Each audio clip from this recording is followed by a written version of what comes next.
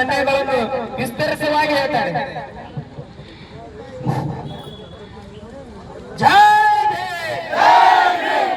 ಇದು ಯಾರಿಗೆ ಲೋಕಾಯುಕ್ತವೇ ಕೇಳವಾಗ್ತೀನಿ. ಈ ಹೊಸದಾಗಿ ಸಿಎಂ ಆಗ್ಯಾನಲ್ಲ ಅವ್ನ ಮಣ್ಣು ಹೋಗಿದ್ರಿ ಹೋಗ್ತೀರೇನ?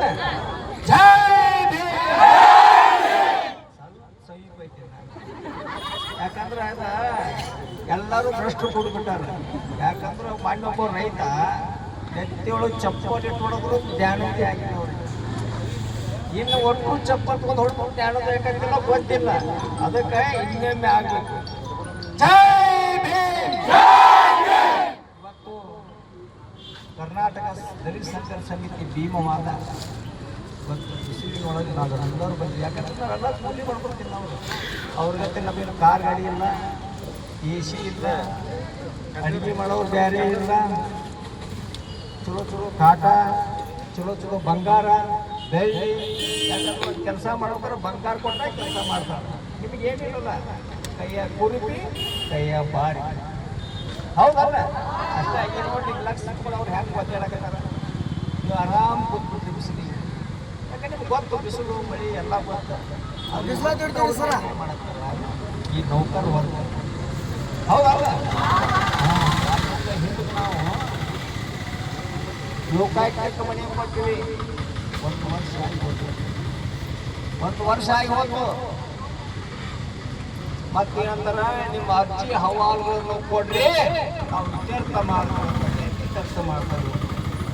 ಇವರ ಹುಡುಗರು ನಾನೇ ಹೇಳಿದ್ರೆ ಹುಡುಕ್ತಾನ. ಇವತ್ತಿಗೆ ಅವ್ರ ಪೆನ್ಷನ್ ಇಲ್ಲ. DSP SP CPI ಇಲ್ಲಿ ಭೂಮ್ ರೆಡ್ಡಿ ಅಂತ ಒಬ್ಬ ಇದ್ದ, ಸಿದ್ಲಿಂಗನವ್ರು ಅಂತಿದ್ರು ಲೋಕಾಯುಕ್ತೊಳಗೆ. ಅವರ ಮನೆ ಗರ್ಭಟ್ಟಿ HR ಕಟ್ ಮಾಡಿದ್ದಿಲ್ಲ. ಇಂಥವ್ರು ಇವತ್ತ ಇವ್ರಿಗೇನಪ್ಪ ಪಗಾರ ಬೇಕು, ಸಂಬಳ ಬೇಕು, ಲಂಚ ಬೇಕು. ಆ ರೀತಿ ಇವ್ರು ಕೆಲಸ ಮಾಡೋರು ಇಲ್ಲಿ. ಹೌದಲ್ಲ? ನಿಮ್ಗೆ ಏನು ಕೆಲಸ ಕೊಡ್ತಾರೆ ಇವರು? ಏನೂ ಕೊಟ್ಟಿಲ್ಲ. ಬಂದು ನಾಳೆ ಬಾ ನಾಳೆ ಬಾ ನಾಳೆ ಬಾ ನಾಳೆ ಬಾ ನಾಳೆ ಬಾ ನಾಳೆ ಬಾ ನಾವು ನಾಳೆ ಬಾ ಅಂತ ದೇವ್ರಿಗೆ ಬರ್ತೀವಿ. ಬಾಗಿಲಿಗೆ ಹೆಂಗೆ ನಾಳೆ ಬಂದ ದೇವ್ ಬಂದೈತಿ, ಅದು ಬಂದೈತಿ, ನಾಳೆ ಬಾ ಅಂತ ಹಂಗಾಗ್ಬಿಡ ಬಂದ್ರು. ನಾಳೆ ಬಾ ಎಂದ ಬಾ ನಾಳೆ ಬಾ ಈ ರೀತಿ ಆಡಾಡೋದು. ಯಾಕಂದ್ರೆ ಇವತ್ತ ಮೊನ್ನೆ ರೈತ ಹೊಡೆದ, ಅದು ಕಟ್ಟಿಲ್ಲ. ಇನ್ನ ಯಾರು ಹೊಡಿಬೇಕು? ನನ್ನ ಮಕ್ಕಳು ಹೊಡಿಬೇಕು. ಅದಕ್ಕೆ ಒಂದು ಕೈ ಎಲ್ಲರೂ ಚಪ್ಪಲ್ ತೋರಿಸಿ ಕೊಟ್ಟು ಎಲ್ಲರೂ ಚಪ್ಪಲ್ ತೆಗೀರಿ. ನೀವು ಮುಂದಿನ ಹೋರಾಟಕ್ಕಾಗಿ ಚಪ್ಪಲ್ ತೆಗೀರಿ. ಒನಕೆ ಒಬ್ಬ ಒನಕೆ ತೆಗೆದು ಹೋದಾಗ ಈಗಿನ ಒಬ್ಬ ಚಪ್ಪಲ್ ತೆಗೀರಿ.